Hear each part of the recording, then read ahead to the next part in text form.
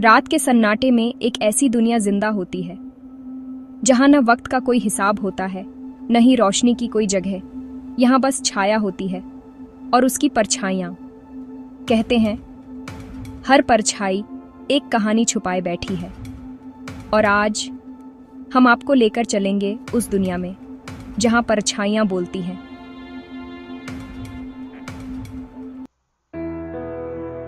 कहानी की शुरुआत होती है सिया नाम की एक लड़की से, जो गर्मियों की छुट्टियों में अपने दादा दादी के पुराने घर में रहने आई थी।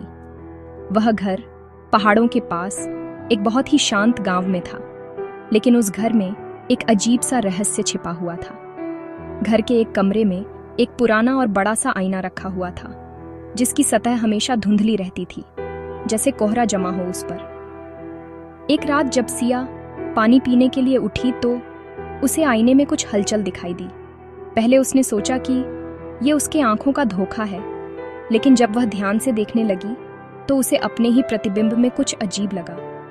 उसकी परछाई कुछ अलग दिख रही थी, आंखें गहरी और अंधेरी और चेहरा हल्का टेढ़ा। डर के बावजूद सिया ने धीरे धीरे आईने को छुआ। अचानक एक तेज चमक हुई और वह आईने के अंदर खींच गई। जब उसकी आंखें खुली तो वह खुद को एक उल्टी दुनिया में पाई, जहां सब कुछ उल्टा था। पेड़ हवा में लटके हुए थे, पानी आसमान की ओर बह रहा था और वहां के लोग उल्टी चाल में चल रहे थे।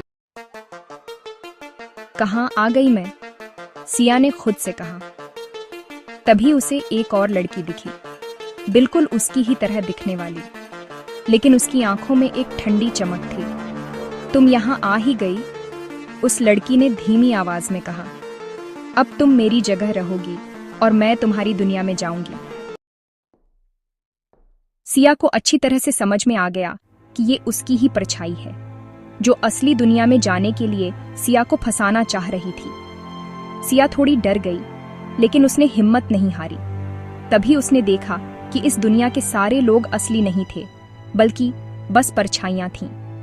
वे सब अपनी जगह बदलने के लिए किसी असली इंसान की तलाश कर रही थीं। सिया को अब वहां से निकलने का रास्ता खोजना था। तभी अचानक उसे याद आया कि आईना ही उसकी कुंजी है।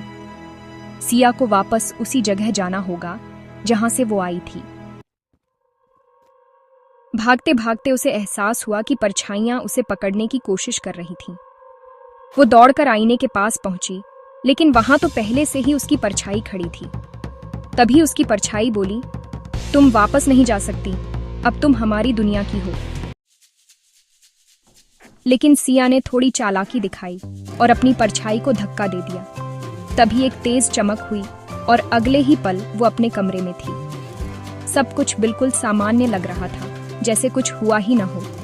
लेकिन जब उसने आईने में देखा तो उसकी परछाई उसे हल्की मुस्कान के साथ घूर रही थी। अब सिया को समझ नहीं आ रहा था कि क्या वो सच में वापस आ गई है या फिर कोई और उसकी जगह आ गया है।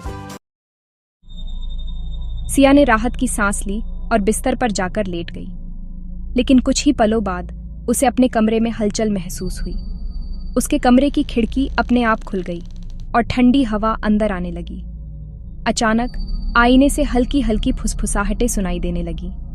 सिया ने डरते हुए आईने की तरफ देखा और तभी उसे महसूस हुआ कि उसकी परछाई अभी भी वहां थी।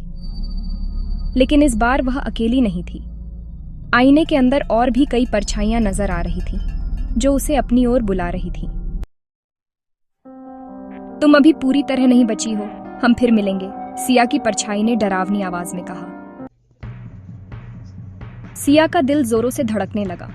उसने आईने को एक कपड़े से ढक दिया, लेकिन वो जानती थी कि यह कहानी अभी खत्म नहीं हुई है। क्या कहानी यही खत्म हुई या सिया की परछाई फिर उसे अपनी दुनिया में बुलाएगी? कमेंट में जरूर बताइएगा। ठीक है दोस्तों, मिलते हैं दूसरी वीडियो में एक और रोमांचक और रहस्यमयी कहानी के साथ। अगर कहानी पसंद आया हो तो चैनल को सब्सक्राइब करना और बेल आइकन को प्रेस करना ना भूलें, ताकि ऐसी वीडियोस आप तक पहुंचती रहे। बाय बाय दोस्तों, मिलते हैं दूसरी वीडियो में। तब तक के लिए अपना ख्याल रखिएगा।